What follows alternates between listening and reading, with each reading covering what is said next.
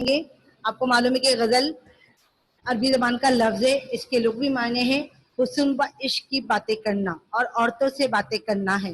इसमें ये मौजूद होता है, औरतों से मुतालिक बातें होती हैं, गुफ्तगू होती है हुस्न व इश्क के बारे में। इसके हर शर में एक मुकम्मल मफहूम होता है।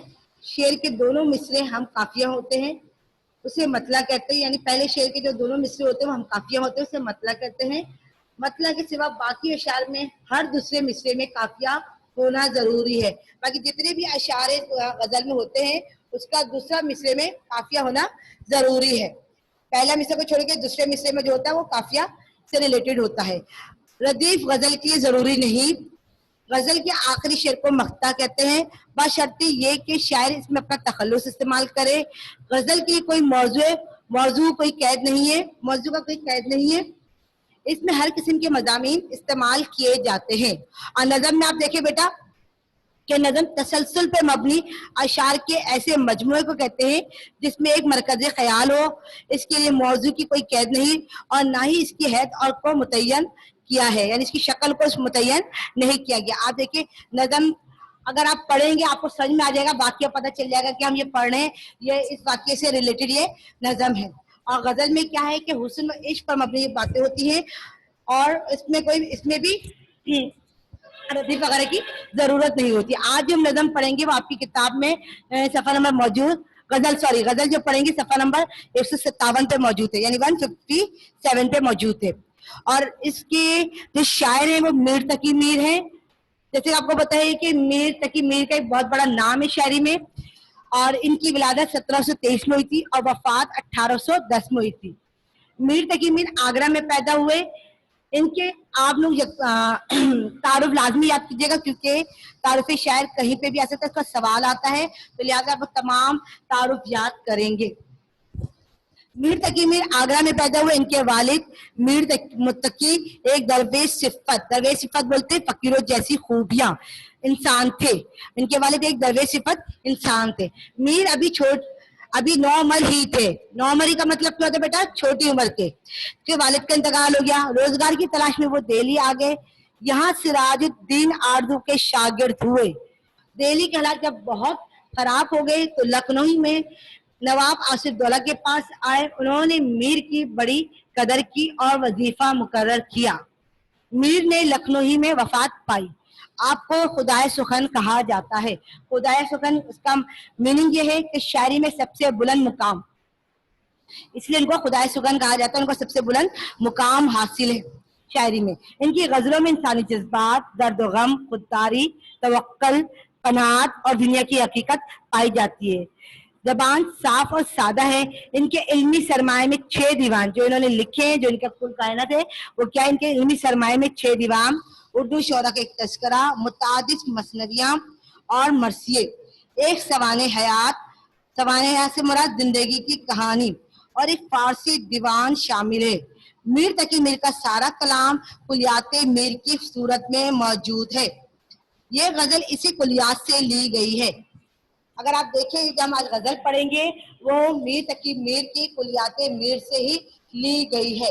इनकी जो खुसूसियात है वो सूर वजाद है, असर अंगेज बयानात है, मौजू सुखन है, गम अंगेजी है। इनकी जो खुसूसियात आपको नजर आएगी, इनकी शायरी में झलकता हुआ नजर आएगा, उसमें ये सब चीजें आपको दिखाई देंगी। आज चले हम पढ़ेंगे 157 पे आपके गजल है और पहला शेर में पढ़ रही हूँ। और जो इसके अशार होते हैं वो 12 मिसरे यानी कि 12 अशार पे मुश्तमिल होती है या 4 पे भी हो सकते हैं। तो यहाँ पे हम जो पढ़ेंगे गजल अरबी जबान का, ये गजल अरबी जबान का लफ्ज है और इसके लुग़वी मायने हैं हुस्न व इश्क की बातें करना, यानी औरतों से बातें करना। अब यहाँ देखिए, फकीराना आए सदा कर चले, सदा मीन्स आवाज, मियाँ खुश रहो हम दुआ कर चले। अब इस शेर में शायर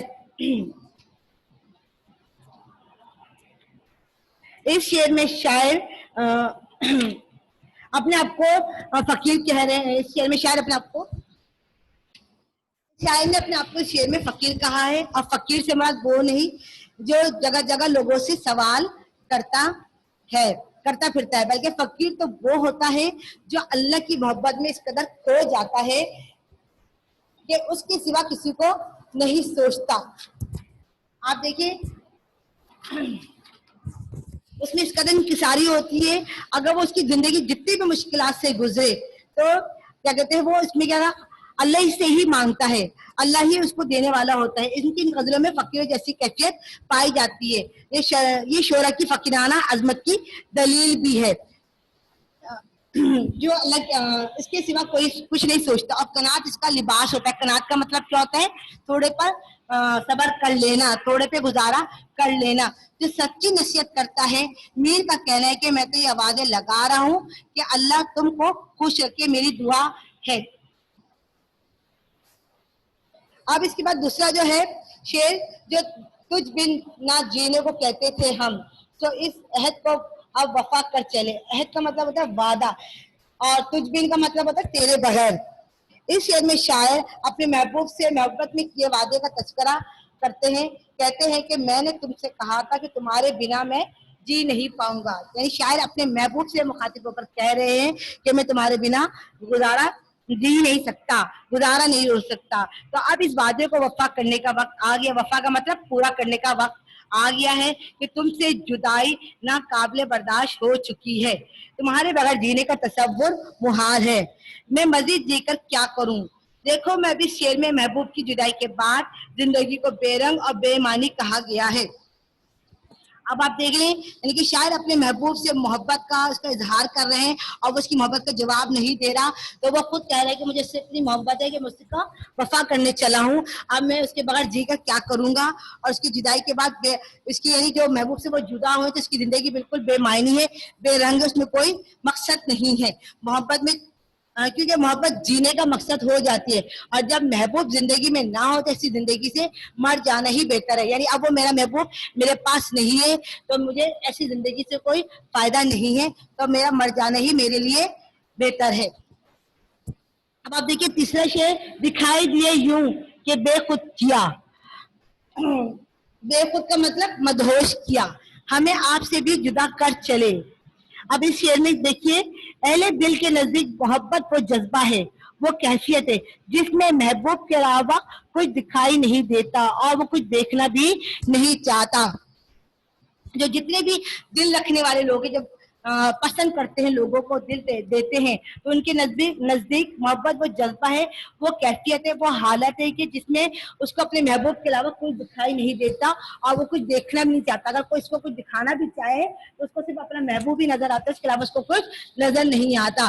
وہ محبت وہ جذبات ہے جس میں انسان خود سے بھی بے خود ہو جاتا ہے. آپ دیکھیے کہ وہ اپنے آپ سے بھی غافل ہو جاتا ہے اور اس کو صرف اپنا محبوب نظر آتا ہے, اس کو کسی چیز کا کسی بات کا بھی ہوش نہیں ہوتا, اور صرف محبوب کا حسین پیکر نگاہ میں رہتا ہے. حسین پیکر یعنی جس کو خوبصورت شکل ہے, خوبصورتی ہے, وہ صرف اسی کو سوچتا رہتا ہے. ایسے ہی کیفیت کا اظہار میرے اپنے محبوب سے کر رہے ہیں کہ میں تمہاری محبت میں اتنا کھو چکا ہوں, اپنا ہوش نہیں رہا, میں خود کو بھی بلا بیٹھا ہوں, مگر تم ان باتوں کو کہاں سمجھو گے. یعنی وہ اپنے محبوب سے کہہ رہے ہیں کہ تم میرے جذبات کو, میرے محسوسات کو, میری فیلنگ کو تم نہیں سمجھ سکتے. تمہیں کیا پتا کہ محبت کیا چیز ہے, تم مجھ سے منہ موڑ کر چل رہے ہو, تم مجھے اہمیت نہیں دے رہے. وہ اپنے محبوب سے یہ مخاطب ہو کر کہہ رہے ہیں. اب آپ دیکھیے نیکسٹ ہے,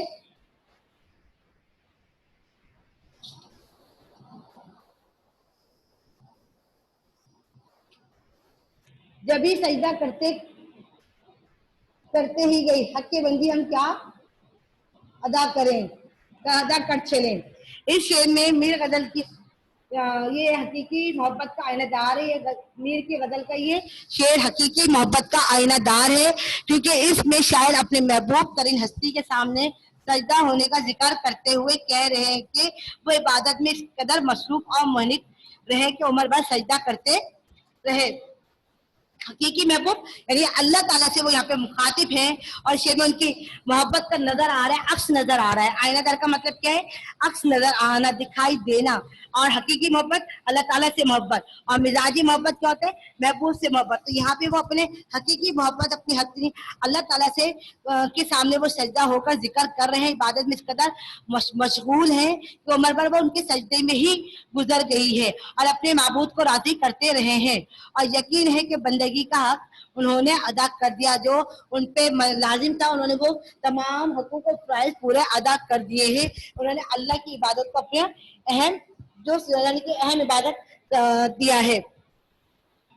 मीर ने इस शेर के जरिए पैगाम इबारत दिया है कि ए लोगों, अपनी माबूद की इबादत में मुसलसल मसरूफ रहो और उसके हर हुक्म पर सर झुकाओ, क्योंकि बंदा होने का कदर करना आसान नहीं है। यहाँ पे मेरे लोगों को दावत दे रहे हैं, बता रहे हैं कि हमें दुनियावी चीजों पे के पीछे नहीं भागना चाहिए, बल्कि हमें दुनियावी चीजों के साथ यानी कि लोगों का हुकूक को अदा करते हुए, उसका ख्याल रखते हुए हमें अल्लाह ताला के आगे भी सरबा सजूद होना चाहिए। अल्लाह के सामने अपने इबादत करनी चाहिए, अल्लाह की इबादत करनी चाहिए, अल्लाह ताला से ही मांगना चाहिए।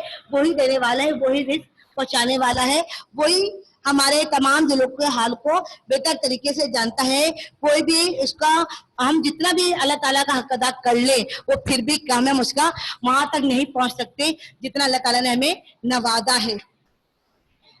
इसके बाद शेर अल्लाह शेर जो आपका है, कहें क्या जो पूछे कोई हमसे मीर, जहां में तुम आए थे क्या कर चले। अब यहाँ पे देखा जाए तो यहाँ पे मीर अपने आप से मुखातिब होकर कह रहे हैं कि इंसान का ज़मीर अगर जिंदा हो तो वो उसे कटोरे में खड़ा करके सवालात करता रहता है और उसे कुरेद कर पूछते हैं कि तुमने माजी में क्या किया और जिंदगी किस मकसद के तहत गुजारी। मीर ने अपनी इस बात को इस अंदाज से अपनी बात इस अंदाज से कही कि अगर किसी ने मुझसे दुनिया में आने के बाद इसे किस मकसद के तहत गुजारने का सवाल कर लिया तो मैं क्या जवाब दूंगा। देखा जाए, अगर इस शेर में देखा जाए तो मीर अपने बारे में कह रहे हैं, अगर मुझे किसी ने मुझसे पूछ लिया, कुरेद लिया, मालूम कर लिया कि तुम जब इस दुनिया में आए थे तो तुमने क्या हासिल किया, क्या तुम्हारा मकसद पूरा हो गया, तो ये एहसास उन्हें परेशान कर रहा है कि क्या जवाब दूं, क्योंकि मेरी जिंदगी तो अल्लाह के खलीफा होने के नाते पाकीज़ा नहीं गुजरी और ना ही मैंने कोई काबिल फखर काम किया है। यानी मैंने अल्लाह ताला के लिए कोई काम नहीं किया और मेरी जिंदगी कोई साफ सुथरी जिंदगी नहीं गुजरी और कोई ऐसा कारनामा नहीं है जिस पे फखर किया जाए।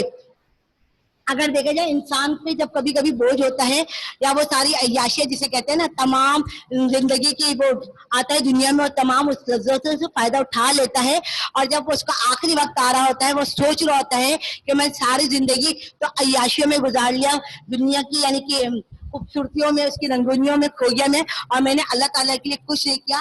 और जब मैं जाऊंगा अल्लाह ताला के सामने और अल्लाह ताला सवाल करेगा कि तूने वहां रहकर क्या क्या किया और मेरे लिए क्या किया, तो मेरे पास उसके लिए कोई जवाब नहीं है। मैं क्या अल्लाह ताला को अपनी शक्ल दिखाऊंगा, मैं क्या उसको कहूंगा। तो यहाँ पे मीर भी इसी बात का कह रहे हैं कि बता रहे हैं कि अगर मुझसे लोगों ने सवाल कर लिया कि मैंने दुनिया की लज्जत में अगर खो गया तो मैंने अपने अल्लाह को राजी करने के लिए क्या किया।